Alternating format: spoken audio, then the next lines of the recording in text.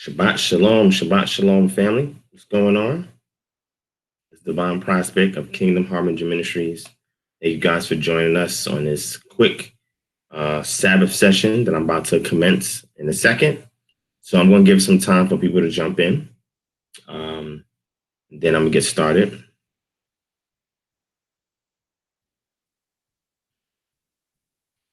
All right, so let's go ahead and get this link out there.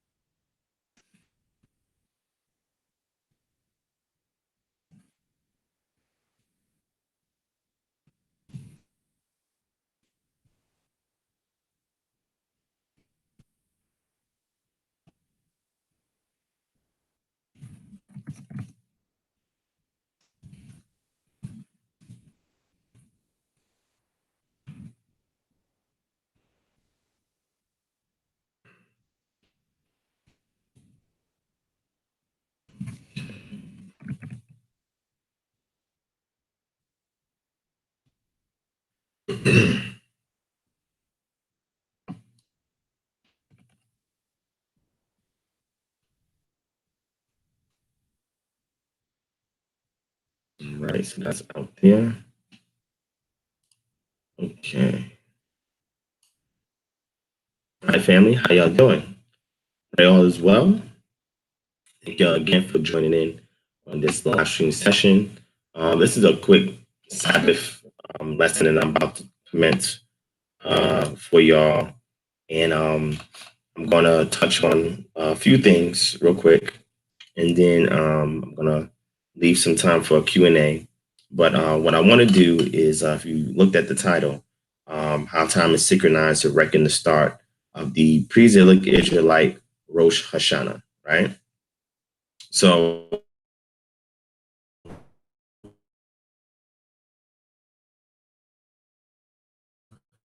let's elaborate on how I determined my Rosh Hashanah this year. Okay, today is Pesach or Passover, and tomorrow or this evening, actually starting this evening, is unleavened bread for Kingdom Harbinger Ministries, HEA, and several other groups that are out there. You know what I'm saying, that follow this methodological model that I've shared on this channel before. Not too many people follow it, but it is gaining momentum when people learn the objective methodology in order to analyze all the available data so that way they can reconstruct the pre-exilic Israelite reckoning of time for themselves. And when people see this, then they're able to say, wow, you know what? There's some great weight towards this, and we're going to try it out, rock with it, and see how it works. You know, my journey in regards to this is that when I first came in, I was following the FBC, First Visible Crescent. And then from there, I went to the Enochian calendar. And then from there, I tossed everything out and said, hey, look at me, do some inductive analysis, work from the ground up, you know, work from observation to collecting data to a hypothesis, and work from a hypothesis up to a thesis, from a thesis up to a conclusion that I then get peer reviewed. And from there, I present my dissertation. So I took kind of almost like a scientific methodological approach in order to determine the epistemology of my subscription to whatever the calendar is. And I don't call it a calendar, right? I call it a menological model. And the reason why I call it that is because menology just means the study of months, right? So it is a model that's based on studying the months and how those months are reckoned, right? With the start of time to the completion of that time. And that's why when I speak, I actually reference to how to establish the start of this pre-exilic calendar and how to determine when it ends. And I tell people all the time, there were multiple calendars that were running concurrent with each other. Okay, you had a civil calendar, you had a sacerdotal or priestly calendar, and you had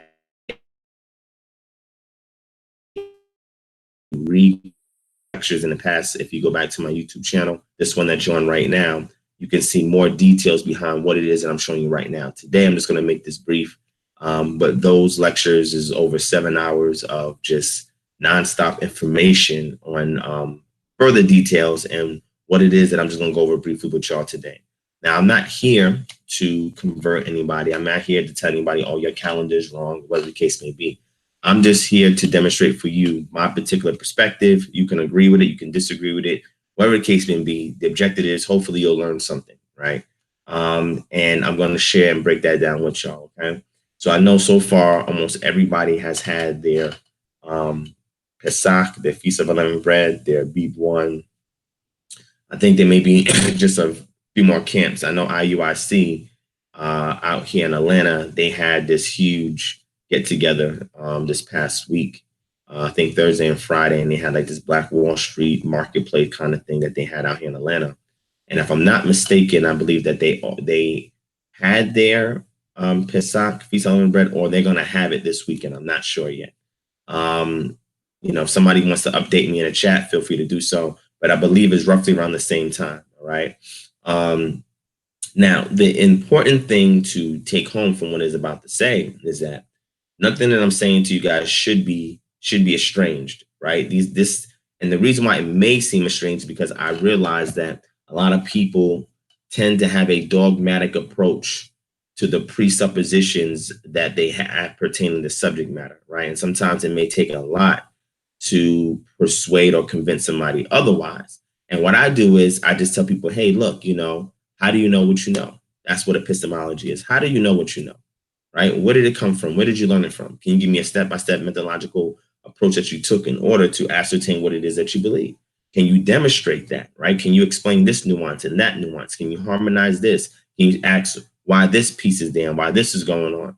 So these are different things that we have to put through the ringer in order for us to squeeze the substance out of what it is that we're trying to extract from our walk. You feel what I'm saying? So what I do is I've laid down for y'all my methodology on how I got to this approach, because I did not want my subscription to be based solely off of what I believe or what I was told or what I was taught or anything like that. So in order for it to be objective, I had to use a methodology that did not care what I felt, did not care how I thought or anything like that. And once I put the information in to this algorithm that I've created, it outputs the results, and then I gather the results and I analyze the results, and then it brings to my thesis and I move forward from there. You know what I'm saying? So I had to collect a lot of data. I had to look at all the available models that's out there right now. And then I had to look outside of that. So what happens is, like, for example, if somebody subscribes to the Enochian calendar, somebody subscribes to the conjunction moon, the FVC, and those are part of the Hillel II calendar as well. If you subscribe to the Hillel II calendar, a lot of people that use these, calendrical models, which I had subscribed to at one point in time, a lot of times their understanding is dogmatic, which means that they cannot analyze it objectively outside of the construct in which they learned it, right? And that causes a slew of issues, because when new information is presented to them that introduces a nuance in their line of understanding, it's very difficult for them to harmonize that, And what they do is that they resort back to the presuppositional approach of what it is that they subscribe to, and they try to red herring and diverge away from the introduction of some new data or a new perspective, and they just tend not to want to, deal with it head on. Me, on the other hand, I like to deal with it head on. You understand what I'm saying? So that way I can thoroughly understand it. I don't have to create straw mans. I like everybody say, demonstrate for me their own particular understanding of where they're at. Ask them certain questions just to ensure that their foundation is solid based on what it is that they're teaching or sharing or what they subscribe to or believe. But I tell people all the time, I'm a proponent of concrete faith. I don't subscribe to blind faith. I don't know what that is. Actually, I did at one time in the past. I don't subscribe to that anymore, of that mind frame. So that way they can excuse by religious dogma, right? My objective is to look for the culture in the scriptures, right? And verify that culture, outside the scriptures, and this way everything works in tandem with one another. So that way I can synchronize all of this information, and then out of it, I can restore what we lost. Okay. And that's my approach.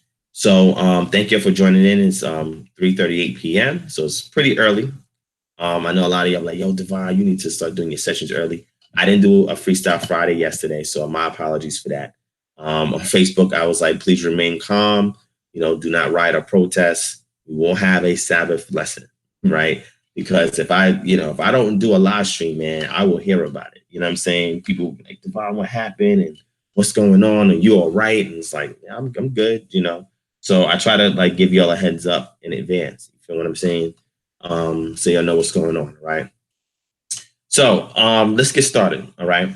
So let me give some shout outs. Let me get my board here. Let me give a few shout outs. And family, I'm not gonna stay on here too long. I'm gonna try to be done in an hour because today's Pesach. So I'm going to, KHM, we're going to join up with HCA, and we're going to have our Passover and at twilight and our unleavened bread later on this evening. And I'm going to do my best to live stream it for y'all on this channel if I can. So you guys can share an experience with us, those of you who are distant from KHM, but you follow this methodological model that we've established for the community. And you cannot congregate anybody locally. We want to present this live stream to you guys. And also I want to give some further understanding and clarification. That way the people that watch this channel understand where we come from in regards to this Pre-Exilic Israelite methodological model, right? It's not a calendar. It's a methodological model that is sacerdotal or priestly in nature, right? And I've exhausted this in previous lectures. I have a playlist on my YouTube channel that you can search up, which is Ancient Pre-Exilic Israelite Methodological Model. If you type that in, you'll see the playlist and you'll see several videos in there where I actually delve into this, okay? So I'm trying to round this up and out first. And then once I do, I'm going to do an A, and then from there, I'm out of here. Now, this is not a Freestyle Friday, Saturday Night Live, or nothing like that. So it's not going to be extended. It's just me dealing with the subject matter that I already have at hand, hoping to edify y'all with it, and then take a few questions and I'm out, okay? Now, tonight, if it's not too much that's going on, I don't know what time we're leaving our congregation, whether it may be really late, and same thing may commence on Sunday. If it's not too late and I'm up and y'all are okay, then we can do a Saturday Night Live tonight, or we can do a sundown Sunday tomorrow. But we'll have to play it by ear because this is the feast days weekend for us, right? So let me give y'all some shout outs real quick. Again, I want to thank everybody that's watching this channel. Those of you who've shared these videos, those of you who shared this information with people, those of you who put the word out, those of you who are part of KHM, those of you who have donated, you're making all of this possible for everybody else, okay? If you're watching this right now, you're enjoying the content, hit that thumbs up button. Make sure you share this video as well. The objective of this family is to make sure that you are fully equipped to make the right decision, right? I want to inspire you to think critically, and in the critical nature in which you think, use the appropriate tools so that way you can come up with the most objective position on the matter, all right? And this is regardless of what you've been taught, what you believed, how you was raised, what grandmama and grandpapa and them told you. You feel what I'm saying? What your pastor told you, your elder told you. And I don't advocate any disrespect towards these elders at all. I'm just saying that it's always good to have an objective approach so that way you are not under the weight of religious dogma and it's clouding you from rediscovering your culture, okay? So the reason why I'm saying thank you is because the last video was the video on eczema, and I put 3+ hours worth of information out there for the community, and y'all enjoyed it, and I'm glad you liked it. It was exclusive initially.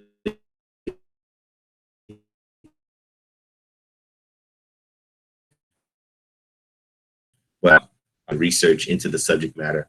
Hopefully y'all enjoyed that lecture as well. If you're not aware of it, it's the video right before this one on this channel. All right, go ahead and check it out if you have a time. Like I was telling my Facebook Live audience, the next one I want to touch on is Cancer. Okay, but I'll get into that when we do another, live stream session. Okay, right now we're going to get into this information. Let me give y'all some shout outs real quick. Let me jump into this, do a Q&A, and we out of here. All right. So let's see who's up in here with us right now. Let's see who's up in here with us. Let's see. All right, family. So let me give a couple of shout outs. Shout out to Lady Watt. Shout out to Katria Ben Yisrael. Shout out to Majax Lilo. Shout out to Thomas Jackson.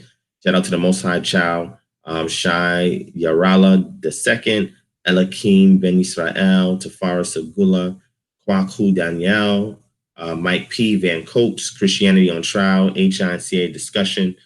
Shout out to Ashley Henderson, Yawin Yasharala, Mikael Smith, Yahoshua Shamar, BK the Harbinger, Cedria Halliburton, Tariq Ali, Malak Lorenzo Amadis,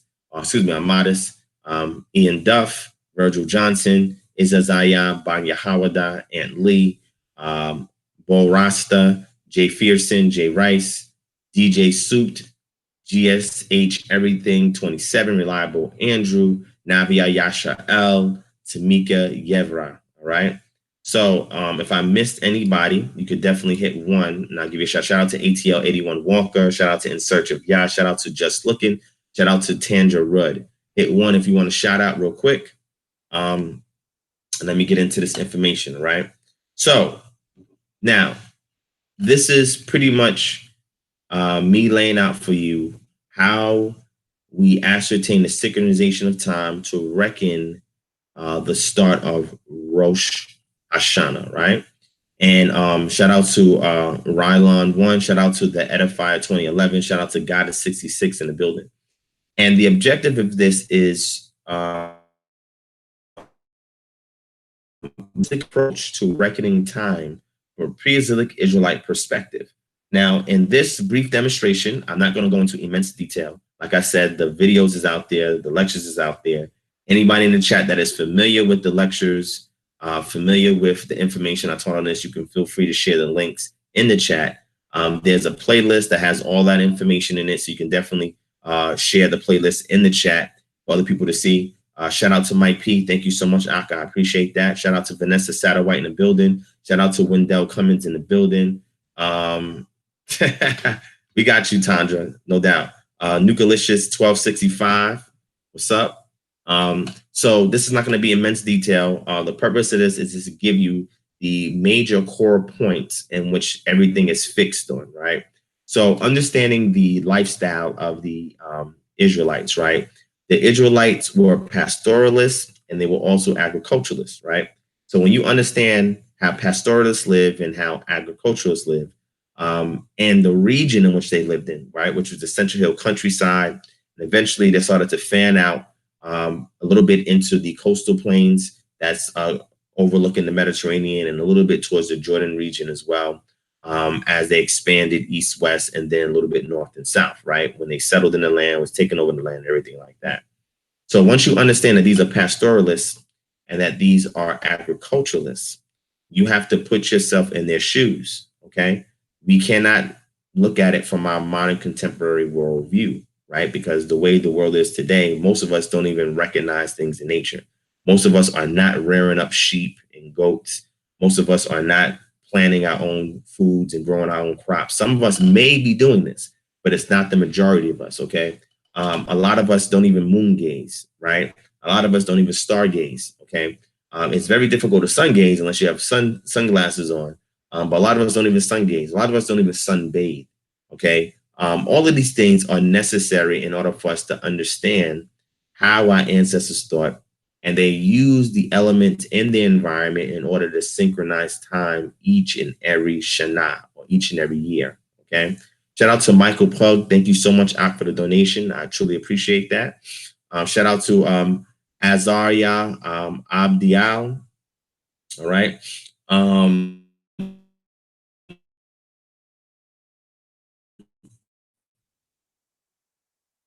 It's very important to note that they didn't have calendars like we had calendars, right? Today, We have digital clocks. We have digital calendars. We have internet. We have the phone. We have the TV.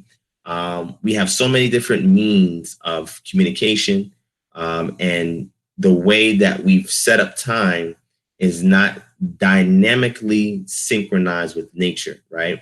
It is an abstract Gregorian calendar system that has been superimposed onto peoples worldwide, and everybody adheres to it, all right? Now, there's different time zones, etc., but most people adhere to this Gregorian calendar, okay? Now, what I've attempted to do is say, look, let me study how they lived during that time, and let me work from the ground up, right, to see if I can establish how they synchronize time without these modern conveniences that we have today. And in doing so, I've come across 6 major points, okay, of reckoning time. 6 major points for reckoning time, for synchronization of time, for ascertaining time, as it pertains to the sacerdotal calendar, the priestly calendar, which is concerned with the yearly moedim, okay, or the hagim, the feast, or the moedim, the appointed times, the gatherings, etc. And these 6 major points, for those of you who've been following Kingdom Harbinger Ministries, y'all are familiar with these 6 points, right? Shout out to Yantis Irby in the building, Sam Bone. So what I would like for y'all to do is, if those of you who are familiar with KHM and the things that we teach on this channel, you can definitely type in what some of those 6 points are, all right? We got a good amount of people in here right now, so let's get started. All right, so I'm gonna write it down on this board, and I'm gonna give y'all an opportunity to tell me what these 6 points are, okay?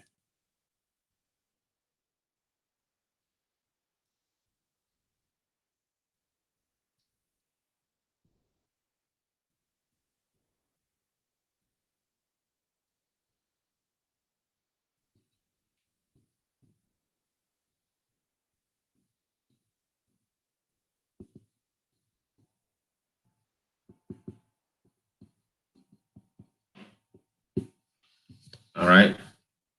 So y'all start writing it in the chat. Now remember, with this time, it can be relative to where you are at. Okay, it can be relative to your particular environment in which you live in. Okay, and oh, this is what this is. This thing just fell out. So this can be used for the majority of cases in temperament environments, okay? Some environments that is equatorial, by the equator, it can differ some. And if you're in the southern hemisphere, it can also differ a bit as well, okay? But those of us that's, several degrees north latitude in regards to the northern hemisphere, who are in mostly temperament environments, this should work really well. And the reason why I say this is because the base of this is the land of Israel, right? The land of Israel has a very unique climate that's there, a very unique environment that's there, and it's similar to other temperate environments, okay? So this is what this is based off of. Now, you can loosely apply this to other locations, but like where I'm at here in Atlanta, Georgia, it works really well, okay? So results may vary slightly, but I'm going to give you the core points. So there's 6 major points that I was able to deduce and be able to extract from out of the text, and then examine extra biblically to verify what the text is saying in order to ascertain the reckoning of time in pre-exilic Israelite culture, okay? So, all right. So, Catriel Ben Yisrael said moon gazing, harvest animal, stargazing. All right. Moon gazing is correct. Stargazing is correct. Harvest is correct. Animals is correct. Now, you 2 more points off. So he got 4 out of 6. That's a great job. Shout out to Sign of the Times TV HQ. All right. Yes, Tamika Yevra, you are to guess what I wrote. She's probably like, well, how are we going to know what you're writing? This is mostly for those who are familiar with this channel, right? If you're not familiar with this channel, then it's going to be obvious that you're going to know what I'm writing. But Van Cope said gardening. Gardening would be linked with crops, right? So He got 4 out of 6 points. All right. So let me move forward since I'm going to touch on all 6 points. Let me show it to you real quick, and then we're going to go into each one with the scripture and then verify extra biblically. Okay. Like, remember, there's 3 different types of calendars that ran concurrently in ancient pre-exilic Israel. You have the civil calendar, you have the priestly calendar, and you have the regnal calendar. Okay. And what we're focusing in on in regards to the Moedim is only the priestly calendar. Okay. Very, very important. Very, very important. There's no need for intercalation when it comes to this. Okay. You don't need a digital watch for this. You don't need a calendar for this.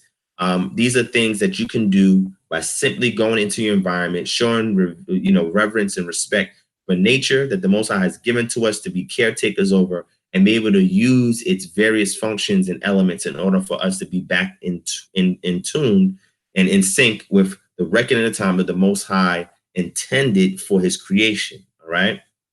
So, yes. So Tafara got the other 2. Okay. And Kwaku Danielle also said sun gazing. All right. So y'all got all 6 of them. Okay. So I'm gonna show you this anyway, even though you already got all 6. Okay. So this is the sun, the stars, the moon, weather, crops, and animal migration. Okay. You can also say animal mating as well, but I'm going to do animal migrations now to simplify things, right? So we're going to get the scriptures for all of these things. And what I'm going to do is show you how these things can help you to determine when it's the Rosh HaShanah, okay? Like I said, I give all details in the lecture itself. I'm not going to go into all the details right now. What I want y'all to do is let's start off with our first scripture, okay? The first one is we're going to look at these celestial bodies, okay? The sun, the stars, and the moon. And we're going to see what the text is speaking about in relation to these things in seasons or appointed times, okay? So first we're going to start with Bereshit chapter 1, which is Genesis chapter 1. And I may want to see my screen. I'm assuming that you may want to see my screen. You want to see my screen? I think y'all want to see my screen. Let me go ahead and show my screen real quick. Hold on real quick. Let me see if I can. I'll just pull up the scripture in a separate tab. Let me go to.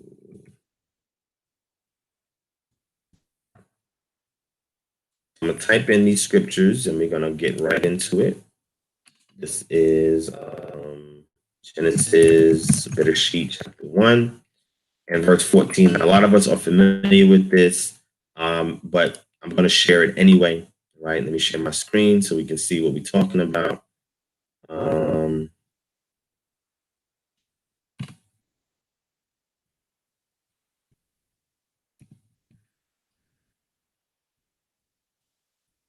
Right, here we go. Okay. All right. So here we have okay. So here we have Genesis chapter 1, verse 14. Then Elohim said, let there be lights in the firmament of the heavens to divide the day from the night, and let them be for signs, seasons, and for days and years. Okay. So those of y'all who may not be familiar with the Hebrew, you must always check the Hebrew to see if the English translation agrees with it, okay? And you don't have to be a scholar in Hebrew, right? You know, like I said, I've taught myself Hebrew so I can go back and analyze things, but I like to ensure that this is easily accessible and understood by a general audience, right?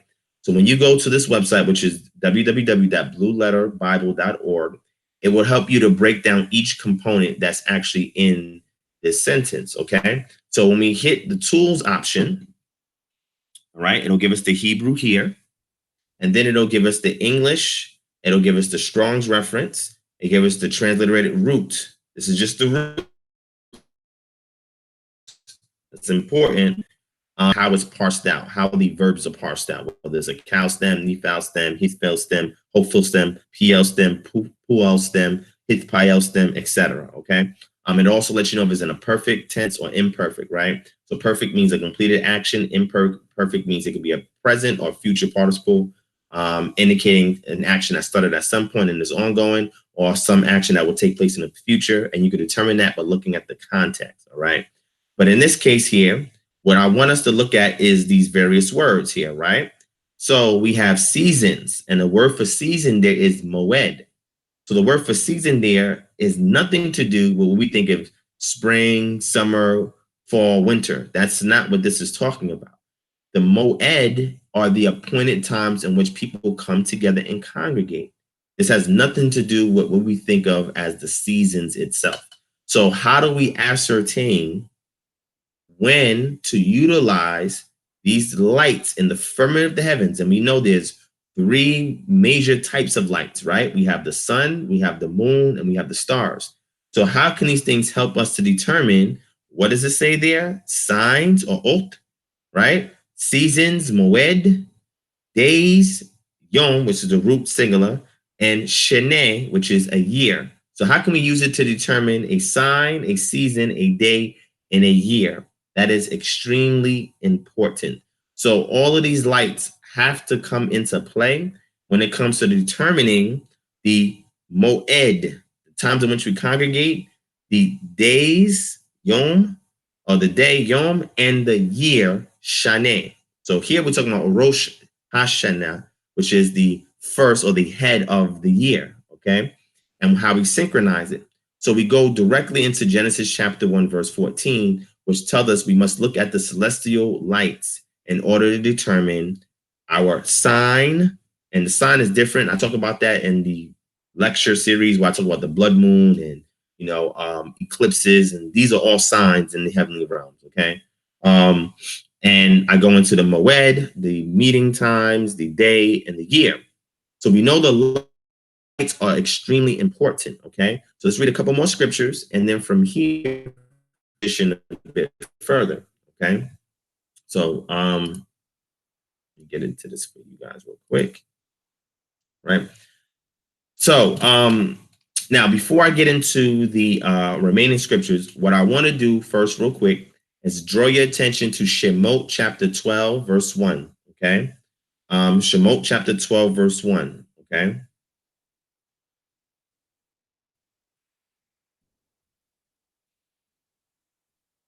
Right.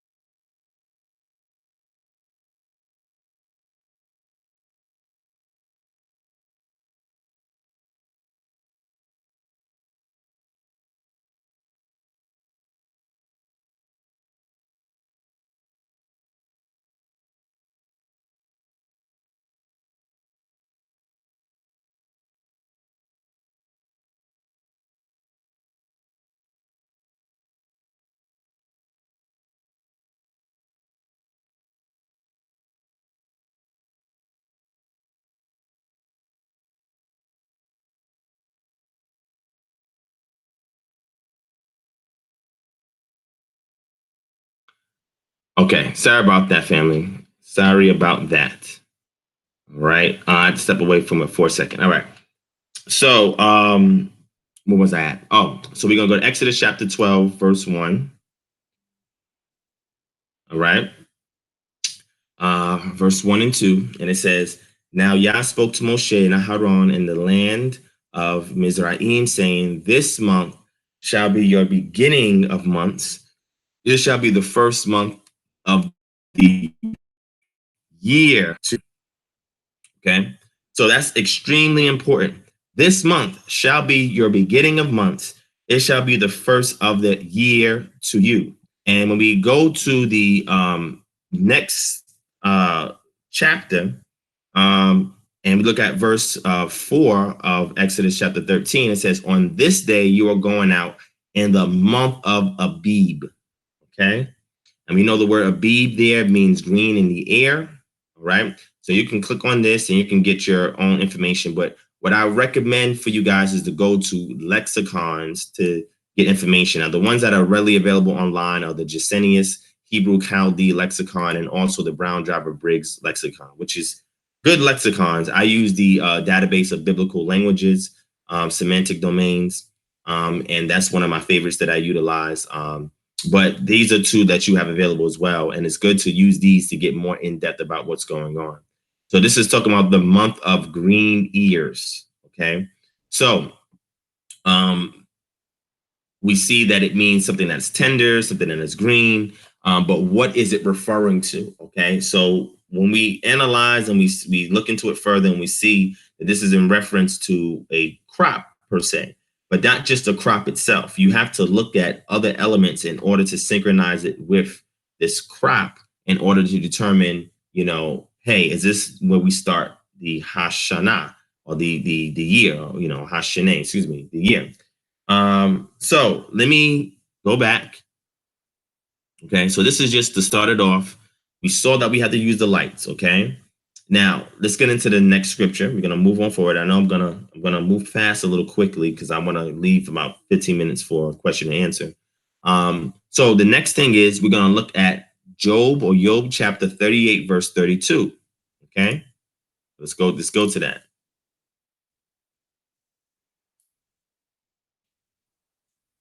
Job 38, 32. Right? All right, so we can start here, right, at verse 31 and read to verse 33, but we're gonna hone in on 38 and 32. Okay. So it says, can you bind the cluster of the Pleiades or loose the belt of Orion? Can you bring Masserot in its season, or can you guide the great bear with its cubs? Do you know the ordinances of the heavens? Can you set their dominion over the earth? Now, here we have a discussion between the creator and Job. And what the creator is saying to Job is, can you do these things? And if you can't do these things, then you must submit your will to mine. And if you are in sync with my will, then whatever you've lost, I will give you double. Okay, I will restore back to you, right? It's a measure in humility, okay?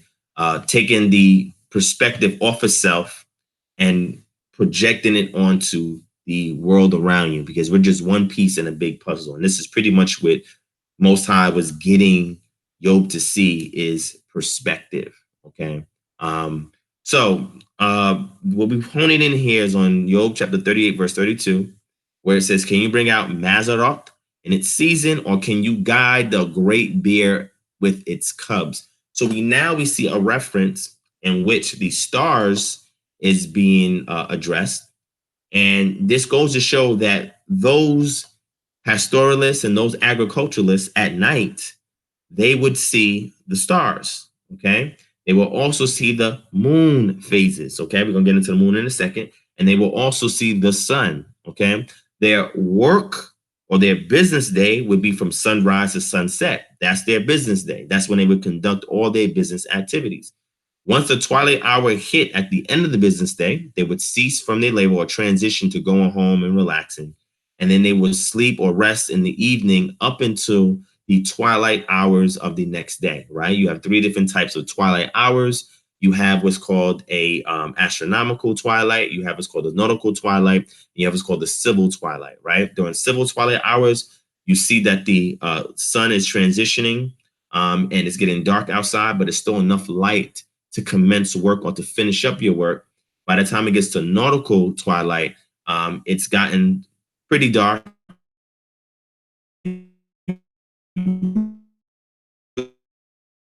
But to use the stars, see them during this time, to see the stars in order to know which direction to go. This is why it's called nautical twilight and twilight. And then you have astronomical twilight when everything gets almost completely dark, not fully 1,000% dark, but almost completely dark, where none of these, you can't do no activity outside at all. So you better have your behind in the house during this time. This is what they understand today. Business hours for us is from 9 to 5. You know what I'm saying? So from them, it was from sunrise to sunset. Okay. So understanding this, that, the reckoning of time as far as a day, I'm not going to get too much into that. When you go to Bereshit chapter 1, we see that the evening and the morning, the transition hours, right? Because Boker and Ireb, right? These are the transition periods, the twilights that usher in the Yom, the day, and usher in Layla, the darkness, okay? So that encompasses a full revolution, as we would call a Yom. So you have a Yom that consists of a full, quote unquote, 24 hours, and then a Yom that only deals with the daylight or the light that's outside, okay? So once we understand these things and we understand the reckoning of time based on their environment, that they were pastoralists, they were agriculturalists, there was an essential hill countryside. Some of them may have fanned off into the coastal plains towards where the Philistines lived. Some may have flushed away towards the Jordan River region. And then there's caves toward the south, and we know that from the Qumran community. And then we also have some that may have venture a little further north, where we have Lebanon going towards Syria, and then going towards the south where the Negev desert is as well. Okay, so understanding geography is important. Topography is important. The various trades in which they did. Also seafaring. Okay, some of them were seafaring. Some of them had trades near the coast where they were fishermen. Okay, and we see that a lot in the scriptures as well. That's also important to keep in mind, because during certain times of the year, they would know what to do based on being in harmony with nature. A lot of us are disconnected from nature, hence why a lot of us cannot really function if we didn't have modern conveniences today, right? So again, we have a reference to the stars. It's season, it's time, okay? Can you bring this star constellation out in its season, its time, or can you guide the great bear with its cubs? Now, here, when we see the word great bear in the Hebrew, the word there is literally just bear, okay? So the reason why I bring this out is because the great bear is Ursa Major, right? So you have Ursa Major, Ursa Minor, okay? The Dipper, what we said, the Little Dipper is attached to this Ursa constellation. And I want to read something for y'all real quick as it pertains to the Ursa constellation. Ursa Major, the Great Bear, is always above the horizon in the northern latitudes, but the best time to see it is in the spring when it's high above the northeastern horizon. Ursa Major is best known as the home of the Big Dipper, okay? Now, when we look at the constellation in the sky and we can align Ursa Major to Polaris in the north, or the North Star, we can get a synchronization in which these things are lining up. And the best time to see this is during the spring season, quote unquote, okay? Of all the star patterns in the sky, the Big Dipper is the most universally recognized. The Dipper's 7 bright stars form a portion of the Great Bear. It's hard to see the rest of the bear, especially from light polluted cities. After you locate the Dipper, look at the 2 stars that mark the outer edge of its bowl. Now connect these 2 stars, then extend the line above the Dipper's bowl. Polaris, the North Star, lies along this line about 5 times the distance between the 2 pointers. No matter where the Big Dipper is in our sky, those 2 stars always point to Polaris. And that is very important. Stargazing is very important to know. When you see this constellation, looking at it from year after year after year, when you see it in its strength, you know that you're in a particular season of the year, and it helps you to synchronize other things as well, okay?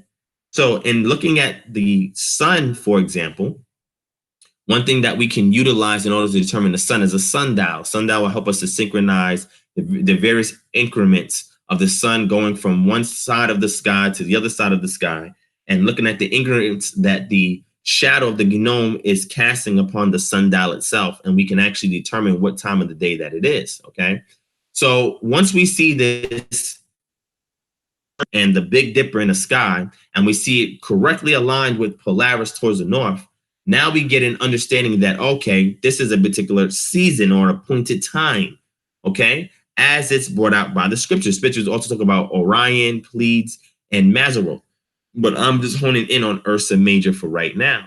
But in regards to the sun as well, with that sundial, at a particular time of the year when the sun is completely overhead at 90 degrees, no shadow is cast. And during that time, we know that we've hit a peak or the start or the zenith of the ushering in, because that sign is a harbinger ushering in a turn of the year, okay? So we will use the sundial for that. Now, the third element in the sky, once we deal with the sun and looking at the sun seen at its highest peak over 90 degrees, closer towards equatorial latitudes, and we actually to analyze this and say, look, you know, now there's no shadow being cast over 90 degrees above us with the sundial. Now we see the Ursa Major in its strength. We see the Big Dipper. We see it in alignment with Polaris, the North Star. Now we have to take the moon into consideration. Now, there are some people who hold to the Enochian calendar who say that they cannot hold to the moon because the moon causes us to transgress in regards to time. When you read the book of Jubilees, it says that a lot of people are going to be out of sync in regards to the times and the seasons and so forth. And when we read the book of Enoch as well, that works in conjunction with Jubilees, it tells us that the sun causes us to transgress because it trails behind 10 days out of the year, okay? So when you understand the ancient pre-Exilic Israelite menological model that pertains to the priestly reckoning of time that I'm sharing with y'all, we only need the moon, we only need the stars and the sun in order for us to synchronize what quote unquote season that we're in. And then once we look at the heavenly lights, we have to look at everything else in our lateral worldview or horizontal worldview once we finish looking vertically, okay? And then we transition. So the last light to take into account is the moon phase. Now, when we go to Tehillim 104:19, which I'm going to bring up for y'all real quick. Go to Psalms 104, go to verse 19. It says, he appointed the moon for seasons. The sun knows it's going down. Now, let's go to look at a few things, right?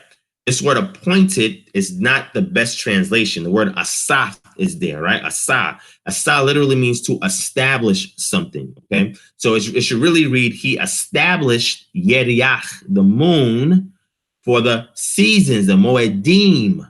So the moon has been established for the seasons. That is extremely important, okay? We have right here, we have Asa. This is Ya Reach or Ya Riach, because we have the Zere underneath the Resh. Ya, we have Yod, we have Chametz, we have Resh, we have Zere, we have Hit, and we have the Patak. Ya Reach, right? So we have Asa, Ya Reach. Then we have Le, which means to or towards, or can mean for. And then we have Mo, we have M-O, we have Mem, we have Wav with the Cholam, Mo, we have A, the Ayin is silent here, the A. Then we have Dalet, we have the Hirik, Deem, we have Yod, and we have Mem. So the Yod takes on the vowel rendering underneath the Dalet. And we have Le Moedim. So we have Asa, Ya Reach, Le Moedim. So it says, and he, it says not and, but it says he established. We don't have the Wav consecutive or the Wav here. It says he established, this is perfect tense, he established Yeriach, the moon, for or towards or to what? To the Moedim, the seasons, or more particularly the appointed times in which congregations should occur. So the moon must be factored in according to Psalms 104:19 as an indicator for our gathering times, okay? This is extremely important, okay? So you cannot factor out the moon because the text itself is not in the snow. We see it in Bereshit chapter 1, verse 14 says, a luminary lights. We now see more, in particular, he's talking about the moon being used for these seasons as well. We went over the sun in regards to the sundial, 90 degrees overhead. We see no shadow being cast. We see Ursa Major in its prime, on its brightness, and it's in sync with Polaris, the North Star. We also see the Big Dipper connected to it. These things are in sync. Now we have to reckon the moon. Now, when the Most High created everything, he created it in a way in which we have a situation that everything was in its brightness. The scripture says he made two great lights, the great Gadol or Gadol, great lights. So he made the great light. So the moon is only a great light when it is in its prime, when it is shining, when it is full. So the determiner is, well, do we use the moon cycle as being full as an indicator to bring in the month, or do we use it as an indicator to bring in an appointed time, such as looking at, let's say, for example, Pesach or unleavened bread. This is the 14th and the 15th. So people who use the conjunction or the first visible crescent, they would say, well, the full moon is being used to help us to indicate that it's the 14th and 15th day, and here we are to go in and engage our feast. Then you have some that also use it the same way when looking at Sukkot, okay, at the end of the year as well, all right? Now, this timing, or the way this is set up, has nothing to do with Shavuot, right? In the sense where if you're saying that the moon is being used to mark Shavuot, you're going to really fall off, because if you're counting a 50th day, right? Because we have to count 50 days from the end of the first fruits, which is right after unleavened bread. Some people say, hey, it's the last day. We're going to use the last day of unleavened bread, that high Sabbath, to start off first fruits. And some people say, no, we're going to go with the following weekly Sabbath in order to determine that. Now, there's two different, streams in regards to how that's rendered. The Pharisaic stream says the last day of unleavened bread will also be, our first fruits. And then you have a tradition that comes out of the Qumran community that says, no, it's the following Sabbath. And that is when we'll mark when we're going to start the count to Shavuot, right? So my subscription, and I'm going to, take into account the Sabbath after the last Sabbath of unleavened bread, all right? And I'll take that into account for being first fruits, and then I'll start the count from there in order to indicate when we're getting towards Shavuot, okay? Because these 3 times a year that the men are supposed to meet up at an appointed place in order to keep these Hagim, these feast days, all right? That's unleavened bread, that's Shavuot, and or weeks, feast of weeks, feast of unleavened bread, feast of weeks, and feast of tabernacles, okay? So now, using the moon cycle, my approach from my inductive, analytical, methodological assertion of trying to understand what's going on is that the moon, the tradition of utilizing the moon in its waning phase to start the count in regards to this period of time from Abib to Bul. The text gives us 4 pre-exilic names for these months, all right? That's Abib, Ziv, Eftanim, and Bul, okay? So Abib, as we see in Shemot chapter 12, Shemot chapter 13, is referring to the first of these months. Now, that word month there is Chodesh. Chodesh is derived from Hadash. Hadash means to repair, to restore, to renew, okay? And it's just talking about a period of time in which a regular occurrence of renewal or refreshing or restoring or repairing is taking place, okay? In the scriptures, we have a word for crescent, that's Saharon. Saharon is never equated to the moon in order to reckon time. So a lot of that determination in which we utilize the crescent moon in order to determine when a month starts or anything of that nature, for my analysis, it came much later on when the Israelites went into Babylon for 70 years. And when they came back, they were on the Persian rule, and Persians borrowed some of the Babylonian calendar, elements of the Babylonian calendar, and which they utilized in order to get to the point that they're at today, okay? So let me go ahead and move to the next scripture for you guys, so you guys can follow me as I'm going along. Because like I said, I don't want to go too much in depth because I'm running short on time. But the next scripture I want to get to verify this moon engagement and trying to gauge the moon is 1 Kings chapter 6, verse 37. All right. Now I'm gonna pull up on the screen for y'all so y'all can see can see what it is. Okay. So we go to 1 Kings chapter 6. We go to the last two verses where it says, in the 4th year, the foundation of the house of Yah was laid in the month of Ziv, okay, which is the 2nd month when it comes to our reckoning of time in relation to the priestly calendar, not the civil calendar, okay? Remember, this calendar, this methodological model that I'm sharing with you guys, there's no need for intercalation at all, okay? It says, in the 4th year, the foundation of the house of Yah was laid in the month of Ziv. Verse 38 says, in the 11th year, in the month of Bul, which is the 8th month, the house was finished in all its details and according to all its plans. So he was 7 years in building it. Now, again, remember I told you guys, you want to look at the semantical and lexical value of these translated words in order to determine if the original root Hebrew word actually agrees with the English translation. And in this case, 1 Kings chapter 6, verse 38, this is a bad translation. And I'm going to show you why this is a bad translation. When you hit the tools option, it'll break everything down. But look what we see here, family. We see where it says, and in the 11th year in the month, the word for month is not month there. The word is yerach, which is similar to yeriach, which literally refers to the moon itself. Interesting. So it should say in the 11th year in the moon bull. What you mean moon bull? Well, if bull is the name of a month and you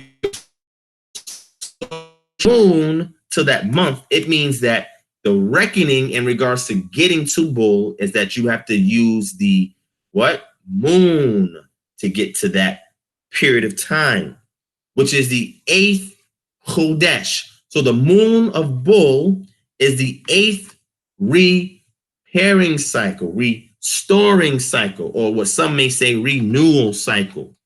So the moon is used to indicate what month we're in, and that count is reckoned by a moon phase. So in my lecture, I go more into detail into this, where I actually share with you guys that the full moon itself is the harbinger that brings in the month itself, and we progress forward from there. So we see here where the moon is tied to the naming of the month or particular month, and we see that the count of the restoring cycles of these periods of times, these cycles of times, is reckoned in regards to a moon cycle. This is exactly what we see here, okay? So that's that. Let me see. I had a couple other scriptures I want to get into. I'm probably not going to get into it now, but I'll give you the scriptures in which I'll go into probably another time when I do the live stream.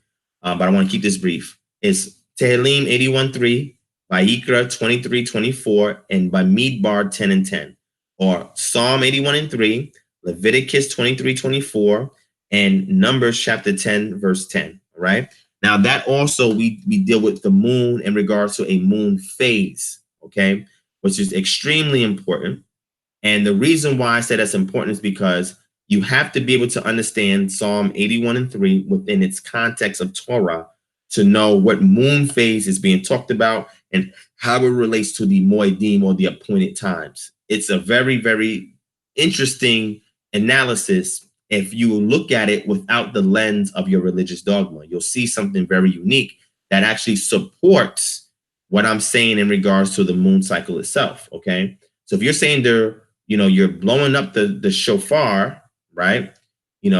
At the Chodesh, which is in relation to the what we see there, Kiseh, which really should be Kiseh goes back to it's an Assyrian loanword that goes back to a coronation ceremony in which the king is crowned with a tiara or a agul, a tiara of lapis lazuli, and that is so bright that it reflects light off of it, like the moon reflects light. So the renewal or the restoring is connected to this coronation ceremony, which the agu or the tiara is reflecting light. And this is in relation to the Haganu, which is our feast yom, our feast day. Okay. So we have feast day, a coronation, appointed time, and we have a renewing cycle. Now, some people will say, that kiseh can be translated as full moon, that's incorrect. Lexicons will even tell you that that's not a good translation, right? But again, like I said, I'll go into depth with that at a much later time, so that way we can go more in detail about it, okay? All right, cool. All right. I was just reading the message that I got. And Leviticus chapter 20-24 says, speak to the sons of Israel, saying, in the 7th month, on the 1st of the month, you shall have a rest, a reminder by blowing of trumpets, a holy convocation. So a time where they come together and rest has to do with the 7th month in which a trumpet is blown. So I connect Leviticus 23-24 with the restoring of a time, the restoring of a cycle of time that's in connection with what some people say will be the full moon, or more correctly, an appointed time on the feast day. Now, there's two types of feast days, okay? You have the Hag and you have the Hageg, right? Now, the Hageg, which we get hit, Gimel, is similar to the Hajj that we get in Arabic, right? And it has to do with a pilgrimage feast, or from what we get the word Hug, which means to encompass, to encircle, right? Or a circle. We say the Hug of Haaretz, or the circle of the earth, right? Which we see in the book of Isaiah, is related. That word Hug is related to Hag, which is related to Chageg, which is all in talking about the encompasses, the encircling, or the pilgrimage. So the 3 Chageg that we have in the text would be the 3 times of the year in which the men are to appear before the Most High. And the Hag can be any of these 7 feasts, okay? So the Chageg, or the pilgrimage feasts, are only 3 feasts which you are traveling to get to Jerusalem at a particular time in order to have these convocations, these rest days, these gathering days, okay? Which is 11 bread, Shavuot, and Sukkot. But a Hag can be any one of these feast days, okay? It has nothing to do with a pilgrimage. It's just a general festival, right? Or a festive time. This is extremely important to understand that. And Numbers 10:10 says, also in the day of your gladness in your appointed feast, and on the first days of your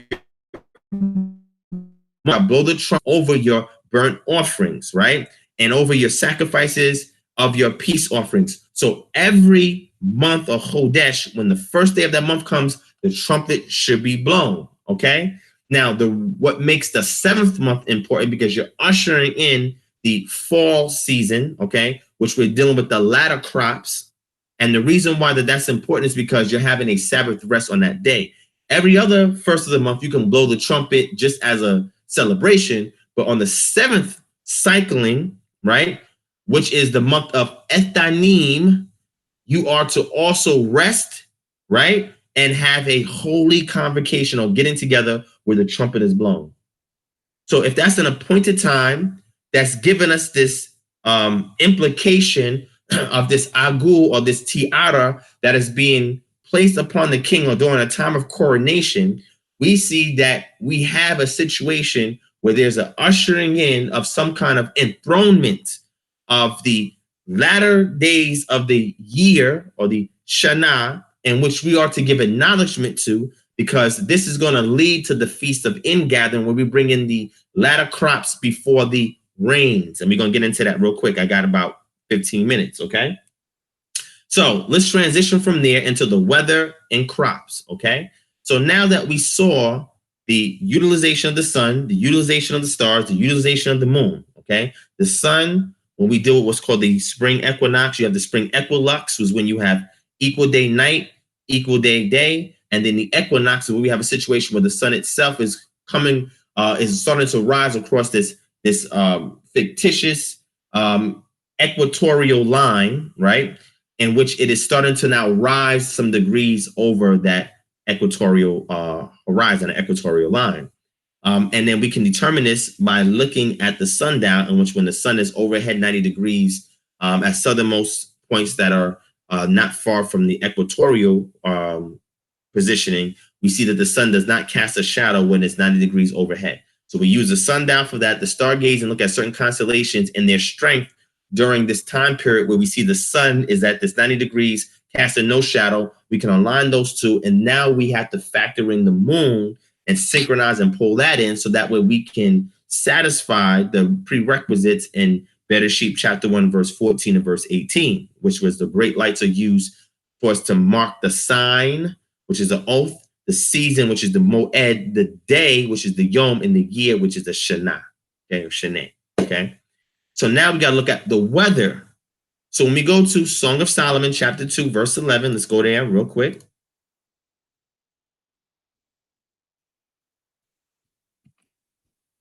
We go to Song of Solomon, chapter 2, verse 11.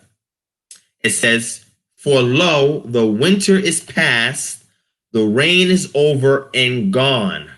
When you read verse 12, it says, "The flowers appear on the earth, the time of singing has come, and the voice of the turtle dove, is heard in our land." Verse 13 says, "The fig put forth her green figs, and the vines with the tender grapes give a good smell." So now we have a situation where the rain is past, right? How do we know winter is gone? When the rainy season is over. In Israel, you start to have the incremental rains at the end of October, November, going all the way into March, okay? And in early March, we have the cessation of the rains. And when the rain stopped, now we have the ushering of a new phase of time, okay? During those rainy periods is when most of the sowing of certain crops is done, so they can then be reaped when the rain ceases and ushers in the spring, summer phase, okay? This is extremely important because they use their environment in order to determine time, okay? Very important. Very, very important. All right. So again, you can go back and look at this. The winter is attributed to the rainy season.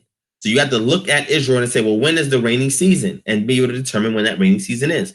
And then once you're able to extract that, then you can apply the principle of that in, relative to where you are at and be able to examine different transitions in climate and where you live. So they understood that when the rain season, the heavy rain ceased, winter was gone. Now we have a new time period. They look at this in conjunction with the sun, in conjunction with the stars, in conjunction with the moon. And then now that leads us to these crops. And as we can see here, it gives us some of these crops, the figs and the grapes. Okay. We also see that the flowers start appearing on the earth. And then we see the animals coming in or migrating in, where we hear the singing of the voice of the turtle doves. So now you got to be able to examine these turtle doves to see, when do these turtle doves come in? They come in after the rain season. So now we see the migration of these birds coming in conjunction with the sun, not casting a shadow over 90 degrees during the spring equinox period. Now we see, for example, the Great Bear, Ursa Major, in the sky with the Big Dipper, in alignment with Polaris in the north, and it's in its strength. The light is in its strength. And then we're waiting for a particular phase of the moon to mark when the first of the month of Abib starts. And then we look at the crops. So as we continue on, we go to see in Leviticus chapter 26, verse 3. Let me get it for y'all right here.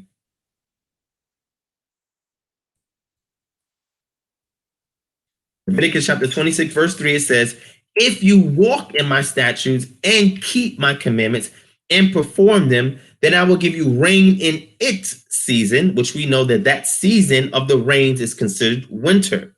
Okay. So you would get the season, or in this case, it's very interesting. Let's look at this. Okay. We have the word it there, right? We have a ayin, zere, and tav, it, right?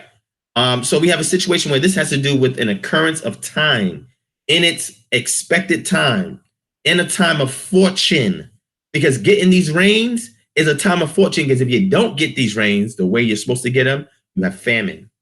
Okay. Then I will give you the rain in its fortunate time, and the land, the eretz, shall yield her increase, and the trees of the field shall yield their fruit. So the increase that we have is the crops, because that's used in order to give for various offerings, okay? And then yielding of the fruit is used for the sustenance of the people, okay? Whether that's the figs, the grapes, the pomegranates, etc., okay? So this text is very, very crucial and critical to ascertaining and synchronizing time, okay? Verse 5 says, "Your threshing shall last to the time of the vintage." And the vintage can refer to the vine in regards to the grape harvesting, okay? So the threshing has to do with the barley and the wheat that is then threshed against the threshing floor, okay? So you'll have enough of these crops to last you into the grape harvest, okay?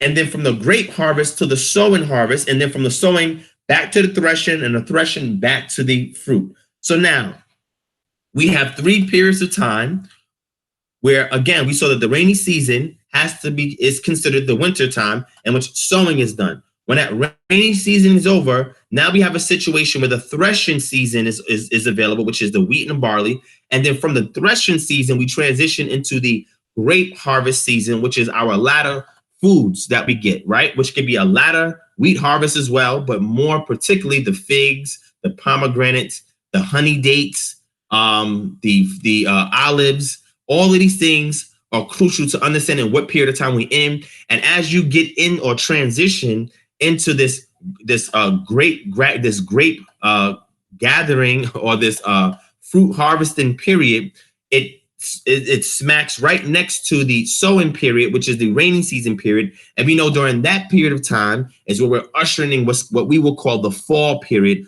or Etanin, the 7th month.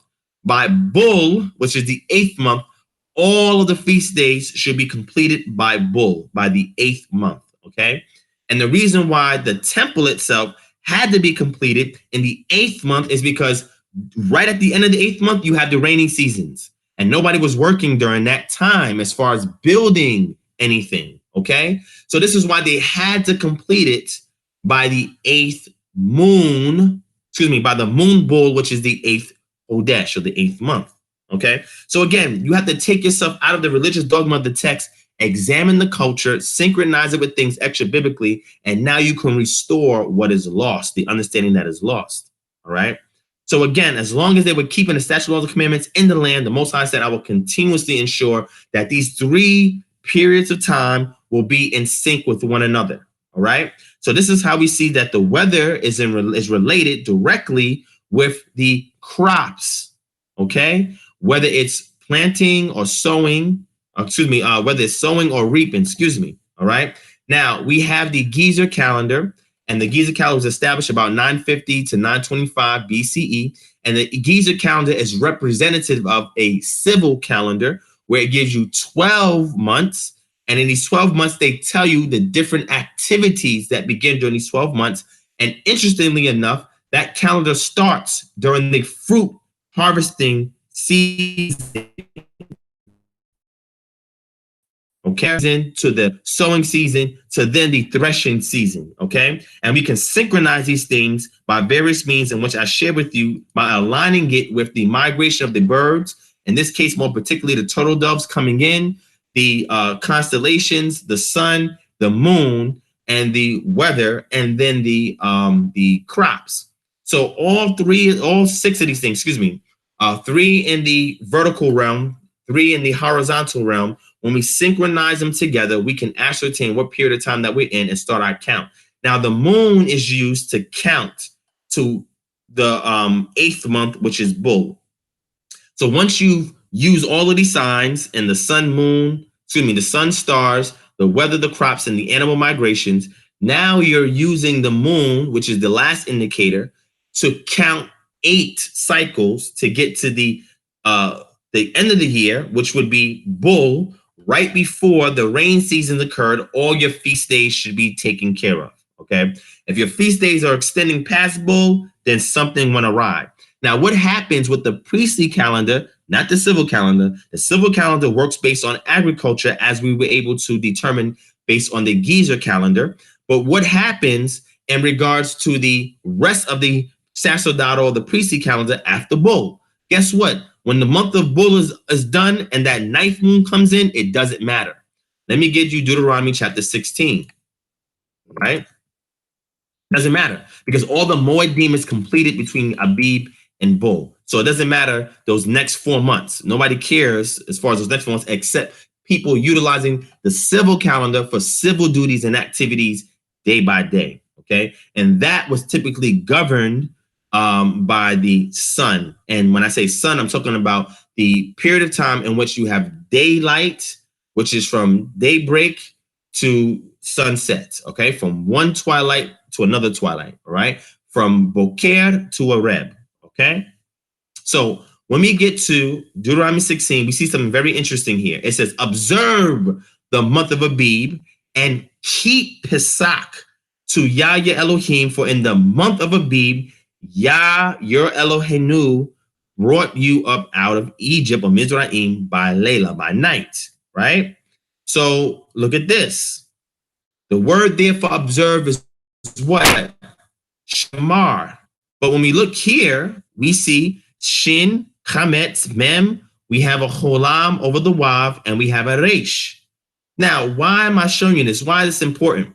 What you want to do is come down here and click on where it says parsing. Click on the word parse, and it'll tell you this is in the cow stem. So what is the cow stem? The cow stem is a simple active voice or simple verb, okay? It's not an intensive verb. It's not a causative verb. It's not a passive verb. It's a simple action, which is simply to observe. Now, Shamar can also mean to hear, but when we say observe, you're hearing with the intent to respond. That is why you observe. Observation is not only limited to visual, but also auditory cues, okay? So why did they have to observe the month of Abib? Why is that word observe there? It's because now, once the rainy seasons is over, they have to look at the sun, the stars, the crops, the animal migrations in order to synchronize, okay, now this time is the start or the first of the months, which is Abib. So there's no need to intercalate anything using the priestly calendar because after Bull, no count was done. And then when the rainy season was over, and they was able to use their sundial, able to do their stargazing, able to look at the bird migrations, able to look at the weather and the crops. Now we can synchronize it, and now they can declare, they say by the mouth of 2 or 3 witnesses, they're able to declare now this is the start, using the moon as the last indicator. This is the start of Abib. Now we do 8 moon cycle counts from this point until Bull, and all of our Moedim must be completed within that period of time. All right. So, family, I hope that helped. All right. One last scripture that I want to pull out before I go, and this helps in conjunction with the crops and the bird migration. Okay. When we go to Exodus chapter 9, verse 31, I'm gonna make sure I get all these scripts out. Exodus chapter 9, verse 31. Okay. Now we have the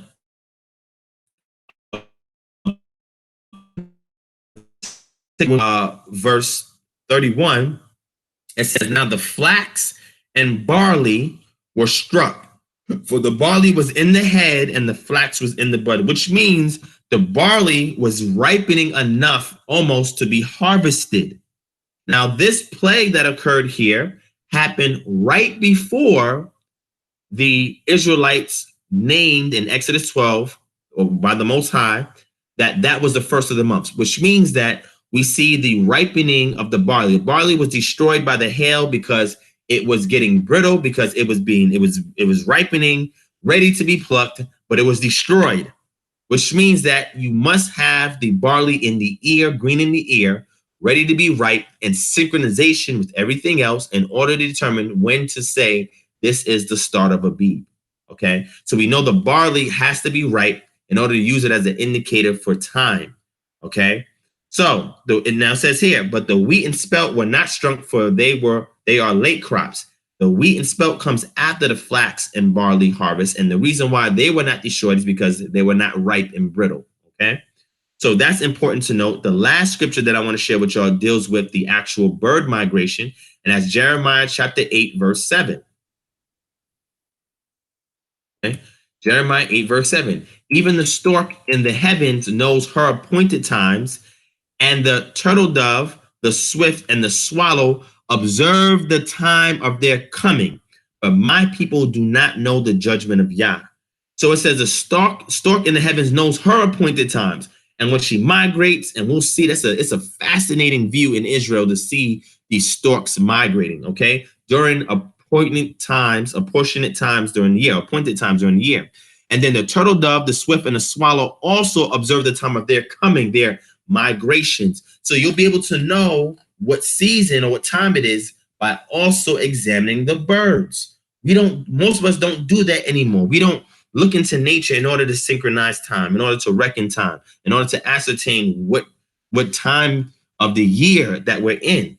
We must go back to nature and observe nature, and whether it is in a celestial realm or the terrestrial realm, in order for us to be able to synchronize what time of the year it is, so that way we know how to start our count for our Hagim, or our feast days. All right. So I wanted to get those scriptures out and lay it down for y'all. I got a few minutes. I'm gonna go ahead and get y'all some Q&A real quick, and then I'm gonna get ready and head out. Those of y'all who wanna meet up with me, if you are in the Atlanta area, you wanna head to HCA, all right? And HCA is located in 4419 Elmdale Drive, Tucker, Georgia, okay? So those of you who are local, those of you who wanna come and fellowship with us, come out. If you can't make it, I'm gonna do my best to live stream it for y'all so y'all can engage in this festivity with us, okay? So now that I'm finished with that, I'm gonna go ahead and look at what y'all are saying. I'm gonna answer maybe 2 or 3 questions, and then I'm out of here. All right, family. So thank y'all for taking time out to check this out and to watch it along with me. That was my Sabbath lesson. The most important thing is if we keep the statute, law, and the commandments of the Most High, and we do what we see in Tehillim 19:1, where we observe His creation, and we're in awe of the glory of Yah. The glory of Yah is in His creation, right? In the celestial realm and terrestrial realm. That is the glory of Yah as a reminder to man of who He is and where we stand.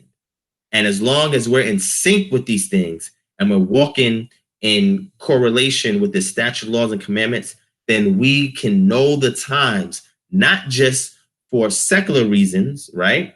But also for prophetic reasons when things start to happen. Because hence, these signs and the luminaries, right? These luminaries are signs for omen or omens for a judgment period that is commencing here on the earth. Extremely, extremely important. All right. So I hope y'all enjoyed. If y'all have any questions, ask it real quick. Let me see 2 or 3 that I can address real quick, and then I'm out of here. All right, family. So thank you for watching, participating in the chat. So again, throw your questions out real quick, and I'm out of here. All right. I'm looking in here for questions, family. All right. I'm looking in here for questions. All right.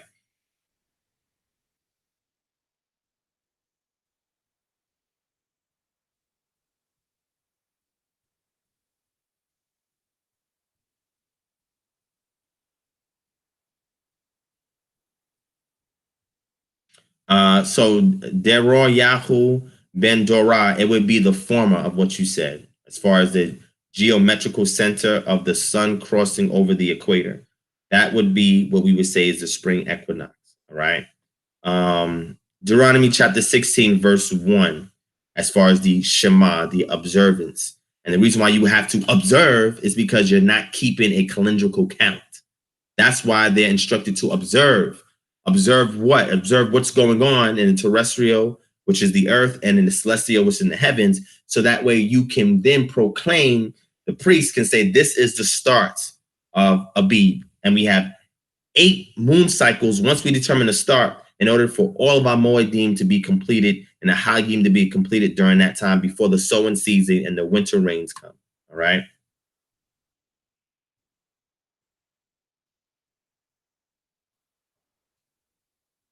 So Terrell Robinson, you can email me at kingdomharbinger@gmail.com if you want information for anybody that is like-minded to KHM in Philly. All right. Email me at kingdomharbinger@gmail.com. All right.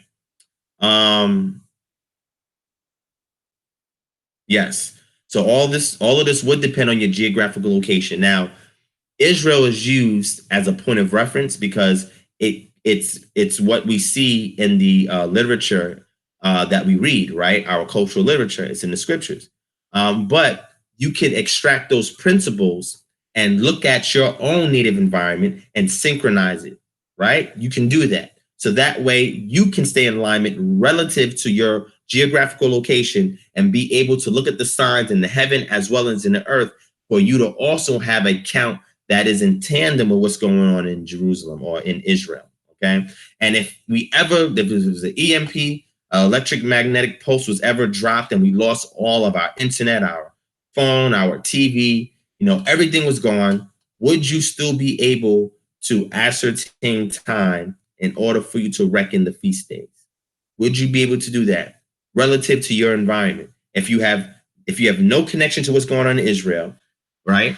Would you be able to do that? So we must get back in tune with nature so that we can get back in sync with how the Most High wants us to reckon time.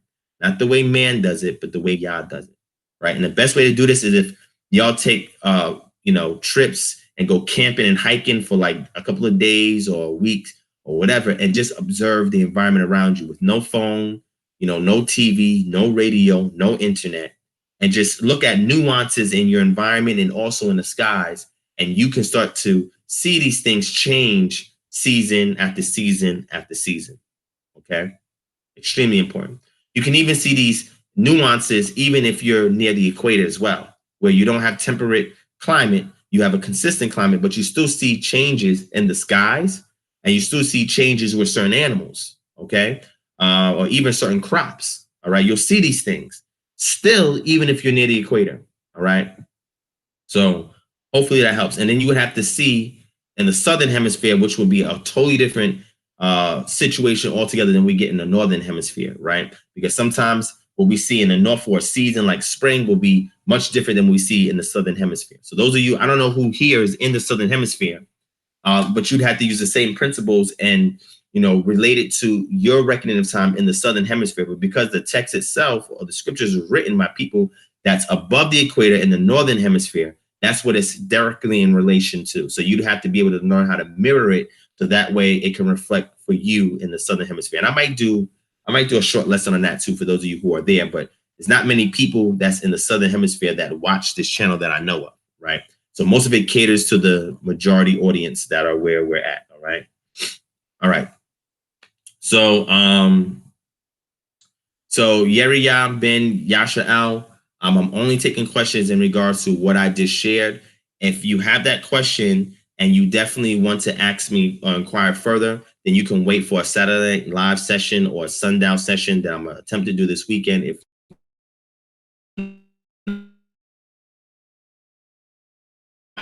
start addressing things as it pertains to what I just shared, okay? So if you want to get in contact with me, anybody wants to get in contact, here's the email address, kingdomharbinger@gmail.com. So you could definitely email me there with whatever inquiries that you have, and we'll get to you, okay? All right, so that's anybody that wants to contact, wants to schedule, let's say, a discussion over the phone, a teleconference, counseling, whatever the case may be, from the services that we offer, whatever the case may be, you have that option via email, okay? So in Search of Yah says, how many days would you say there is in a year? I would say there's approximately 365 and a quarter. So I actually subscribe to that because it can be measured, right? It's a metric analysis that I do in order to determine that. And again, when it comes to the feast days, the reckoning of the system of reckoning that I use or the methodology that I use to reckon the feast days has nothing to do with the civil calendar. The civil calendar is separate from me reckoning feast days. The feast days, I'm only concerned with Abib to Bull. That's it. And the times in between, and use those times in order to determine feast days. After Bull, it doesn't matter. Because, how many days in a year, it doesn't matter. You can live off the grid, and you can only be concerned like, hey, look, I still want to keep these feast days, as a memorial, sign of remembrance, as an ethnic marker, and I want to perform them off the grid. You don't need to have a calendar in order for you to say, okay, here's an abstract way of me counting time. No, you can use nature, whether it's celestial or terrestrial, in order to determine the first of months, count 8 moon cycles from there to get to Bull, and make sure that all your feast days are done in between, all right? So for a civil calendar count, I would say 365 and a quarter and some change. But in regards to the sacerdotal calendar, it doesn't matter how many days in a year. It doesn't matter, right? The sacerdotal calendar is indifferent to how many days in a year, okay? It's only concerned with reckoning time as it pertains to the Moedim or the feast days, all right?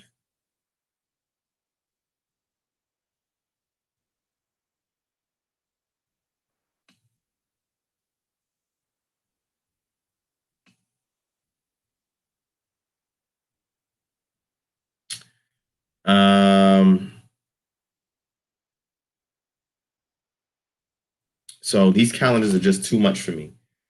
What do you mean, Navia? What do you mean they're too much for you? Is it because sometimes it can be difficult to follow? That can be the case. That's why I said I tried to set up a situation where you can look at your environment to determine when the first of months begin by looking at the crops or the flowers, the fruit trees you may have in your environment, different things of that nature, certain shrubs and bushes and berries and whatever is in your environment.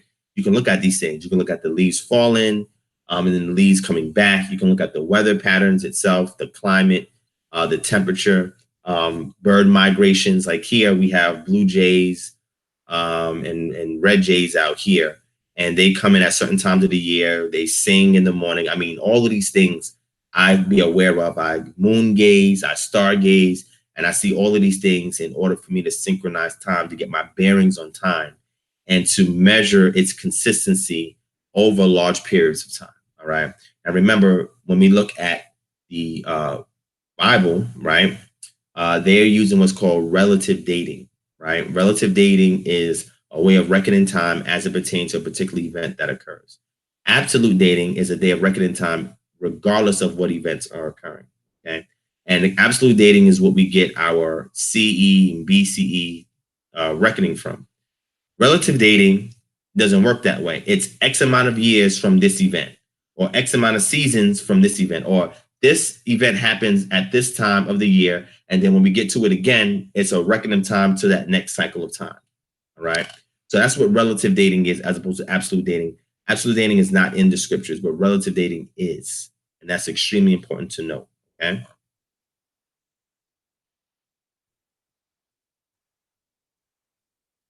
So Deroy Yahoo Bendora, the moon calculation that I utilize has to do with an older tradition that we found preserved, right? One place in which it is preserved, and I'll show it to you right now. I'll show this to you. I made a post on Facebook about it. Some of y'all may not be on Facebook with me, but let me show it to y'all real quick. Hold on real quick. All right. I'm gonna show this to y'all real quick.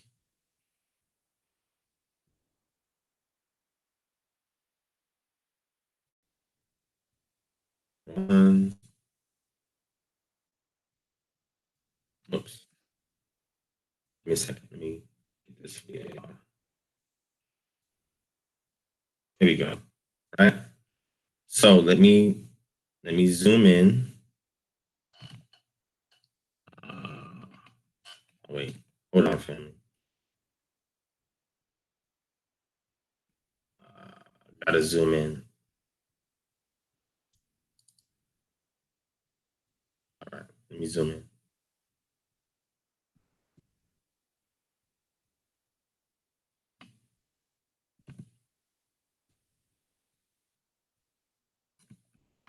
All right. So here, Book of Enoch, chapter 77, and in her waning, the moon decreases on the first day to 14 parts of her light, on the second to 13 parts of light, on the third to 12, on the fourth to 11, on the fifth to 10, on the sixth to 9, on the seventh to 8, on the eighth to 7, on the ninth to 6, on the 10th to 5, on the 11th to 4, on the 12th to 3, on the 13th to 2, on the 14th to the half of a seventh, and all of her remaining light disappears wholly on the 15th. In this passage, the moon cycle starts off in the full phase on the first day of the month, and then its light decreases completely on the 15th day.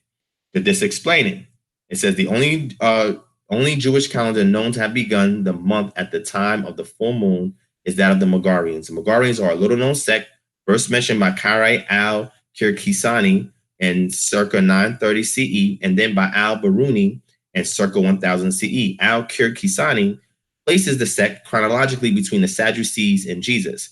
Both Al-Kirkisani and Al-Biruni mention that the Megarians begin their month at the full moon. According to Al-Kirkisani, this is because the Megarians believed that when it was created, the moon was perfect and full.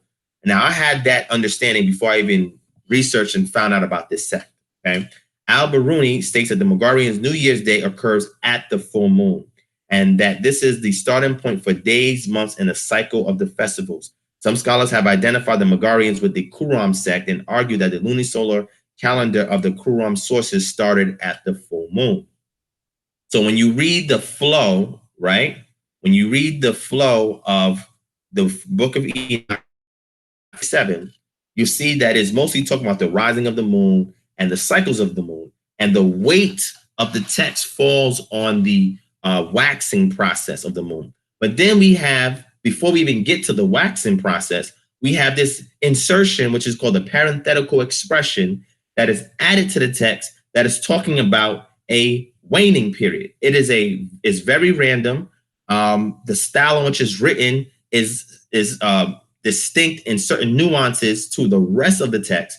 So what this tells people who are textual critics is that this aspect right here, when it's only expressed like this in this part of the text, and then you'll see something similar to it in early chapters of the book of Enoch, it indicates to us that this comes from an older tradition. And because they didn't want to commit sacrilege, the scribes didn't want to commit sacrilege, they kept and preserved the older tradition, although the more novel tradition or more novel approach has to do with the emphasis on the waxing of the moon. All right. So we know that the idea of looking at the moon as a full moon, starting off the first of the month, is an older tradition that precedes the looking at the moon in its waxing phase. Waxing means it goes from a dark moon to a full moon. Waning means it goes from a full moon to a dark moon. Okay. So I looked at this and other bits of information. Now, this actually came out of a book called Calendar and Community, A History of the Jewish Calendar, 2nd century BCE to 10th century CE by Sarah Stern by Oxford Publishing. This is an excellent book. It's $170, $140 to $70 on Amazon. If you can afford it, buy it. Okay, it's an excellent book. All right. But this helps us to trace that this older tradition, which is not very popular, was still preserved, all right, in the book of Enoch and by this sect who was believed to live at Qumran, which means that this sect actually held to this older tradition of using the full moon and its waning to indicate determining a chodesh or a cycling of time. All right.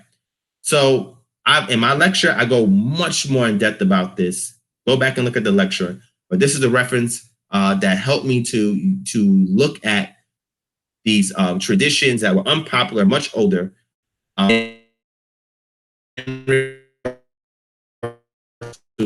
So starting with the first being the full and waning all the way to the conjunction, which is halfway through the month, and then the next full moon cycle, which we reckon the next cycle of time. All right. So hopefully that helps a bit in understanding that. And I'm gonna take one more question and I'm out of here because I'm getting low on time.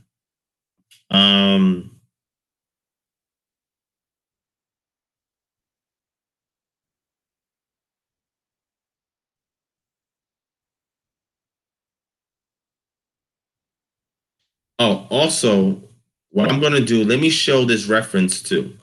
Right. I'm gonna show this reference to people that can go back and research another book. Again, I'm looking at this from a non-religiously dogmatic view, which means that I'm not saying, oh, I subscribe to the book of Enoch, so I got to hold to this. Oh, I subscribe to the crescent moon or the conjunction moon, so I got to hold to this. I have no restraints when it comes to restoring this methodological model. I have no restraints, right? So I want to give you an academic reference, okay? So I'm using the methodology of academia in order to ascertain this understanding to be able to determine why things are the way that we see it, okay? So let me show this to y'all real quick. Let me read this, take a last question and I'm out. Right? This helps to support a reference that supports what I'm telling you about the older tradition as far as the full moon and how it's a separate tradition. And we see both these traditions preserved in the book of Enoch. All right. All right. So let me zoom in.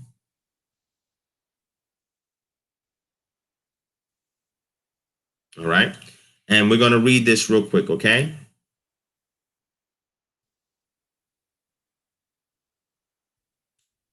Oh, this is not going to work. So let me just read it right here, right? So over here, we see it talks about both the Isaac and Nib translations mention the waning of the moon first.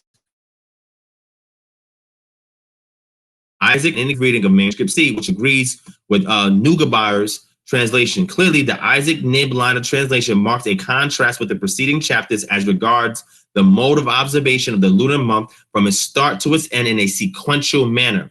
Following chapter 73, one would assume an observation based on a cycle of first crescent, waxing of the moon until full moon, then waning of the moon until new moon. Rather, in both Isaac and Nib, one is left with the impression that the observation started at full moon and not the new moon or dark moon or crescent moon, thus observing first for 15 days the waning of the moon until its total darkness or the dark moon. The second part of the observation concerned itself with the waxing of the moon in 14 steps, presumably and logically from the sighting of the first crescent until its waxing culminates in the full moon. This description is inconsistent with the preceding chapter, where the lunar month unmistakably starts with the new moon or the dark moon. Admittedly, there are a number of variant sources upon which the translators base their work, as recognized by Neugebauer himself. So I do textual criticism. So when I look at these various manuscripts, I have to textually compare, look for variants, look for inconsistencies, try to harmonize them and explain them.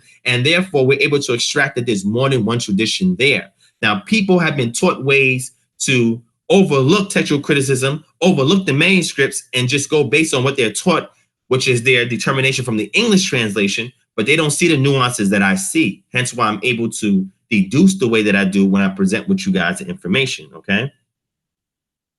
So it says, this statement suggests that indeed there are a great many possible translations, as there are a great many variants which could well be more reliable, okay? Now, if we go to the next page, it says, yet the possibility remains that originally there were two traditions, or rather two different manners of reckoning the lunar month, which are reflected in these, not just differing, but opposite expositions of observation of the lunar cycle. One way of reckoning started the lunar month at the first sighting of the first crescent and described the changes in the appearance of the moon in a sequential manner, from waxing to waning, from first crescent to full moon to new moon. This is exemplified in the Neugebauer's translation. The other way of reckoning describes the appearance of the moon also in a sequential way, this time from waning to wax, from crescent to full moon, as visible from Isaac's use of manuscript C. Could this be the indication that the Book of Luminaries, which is the Book of Enoch that deals with this heavenly bodies and so forth, bears witness of various ways of reckoning the lunar month, the one starting the month at the first crescent, chapter 73, the other starting the month on the day of the full moon, chapter 74. It is the present author's suspicion that it does. The editorial differences in the manuscripts may well be a clue suggesting that a process of harmonization took place, possibly in order to make both chapters fit well together. First Enoch 74:3 could be envisaged as conserving the memory of a forgotten tradition originally present in astronomical works, circulating under the name Enoch, which is somehow surviving in the apparent awkwardness of the sequence of chapters 73 and 74 extant in different manuscripts. It is, of course, regrettable that there are to date no extant fragments of this passage in the Aramaic fragments, although it is possible, as argued by Malik, that this particular verse formed part of a summary statement. Yet, the possibility remains that the variants in the Ethiopic Tanakh, which is Isaac's manuscript A, may point in the direction of two different ways of reckoning the lunar month. The first presented in First Enoch 73, adopting a first crescent reckoning, commonly called the full moon, the new moon reckoning, and the second preserved in First Enoch 74, expounding a full moon reckoning. So when you don't understand these manuscripts A, B, and C, when you don't understand the various ways that these scholars have translated it, going back and looking at the text, not just solely on the English translation you choose, when you compare Enoch chapter 73 and 74, and then look at this nuance in chapter 77, you can see through the scheme of things that there are more than one tradition that is running up in Enoch, okay? For me, the determining is which one is the more older tradition, and we are able to deduce it through further methodological means as being the reckoning of a moon or of the month. It starts from its full phase to its dark phase back to its full phase. That is the older tradition that went out of practice when this more novel approach occurred. And I actually surmise that occurred when you go back to look at the lecture. That transition mostly happened when the Israelites went into Babylonian captivity and they started to adopt the way that the Babylonians reckoned time, which dealt with a lunar cycle starting with the FVC, the first visible crescent. And then they kept this older moon tradition, but because it fell out of popularity, they started to imbue the future texts in which they would more reflecting this more novel tradition in which they subscribe to the waxing of the moon over the waning of the moon in regards to determining the monthly cycles, okay? So hopefully that answers that. It's getting late. I gotta go, family, all right? I'm sorry if I missed any additional questions. Please, if you're not subscribed to this channel, please go and subscribe right now. Click on that bell, and once you click on the bell, it will alert you when we have further notifications, etc. And then if I do a live stream this weekend, I'll go more further in depth in regards to answering questions, so forth.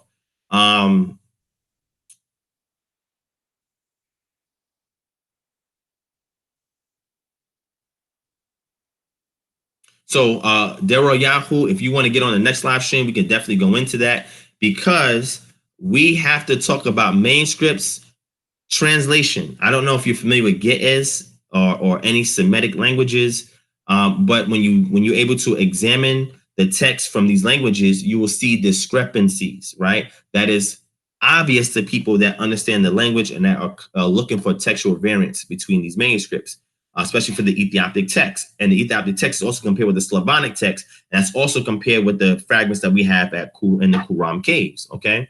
And when we lay these things out, we're able to contrast and compare, and we see various traditions. Another example of that is looking at the calendrical text at Qumran. I want you guys to research the calendrical text at Qumran. There are various calendrical texts there, and they all differ because various sects have attempted to implement the Enochian model in practical, everyday, day-to-day activities, and mostly it would be for the ritualistic activities of the community, and they saw that it was not consistent, so they've abandoned it. And another sect came, attempted it, abandoned it. Another sect came, attempted it, and abandoned it. And we see this in the manuscript evidence, okay? So we see that there was various sects there, not just one, and that they had various ways in reckoning time and applying certain things, and they saw that certain things that they're deriving from the book of Enoch was not practical. So this leads people who are textual critics to say a lot of the things that were done there was a way to restore the importance of the sun in regards to reckoning time, because that fell out of favor when the Greeks had conquered the Ibrim or the Hebrews, all right?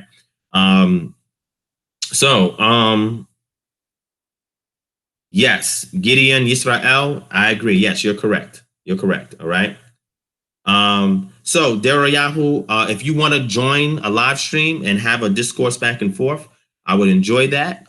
Definitely inbox me on here or email me at kingdomharbinger@gmail.com. I'll invite you onto the show when we do a live stream and we can go back and forth and study this. If you've done the textual criticism work, then let's bring up the respective manuscripts in question and let's compare them, look at textual variants. And I would love to see how you explain them, how you harmonize them, how you interpret them. And this way it can be extremely more edifying to the community. So that way it doesn't seem like we're having a religious dogmatic discussion, but we're not only looking at the manuscript evidence, but we're also relating that to how things operate in our immediate environment as well. So if you want to have that type of discussion, let me know, email me, and we can definitely get into that, all right? All right, so with that, family, I love you guys. I gotta go. It's getting close to 6 p.m. I have to get dressed. I have to head out. I love you guys. Thank you guys for watching. And again, this is Divine Prospect, Kingdom Harbinger Ministries. I love you, fam, and I look forward to seeing you guys again. Peace and shalom.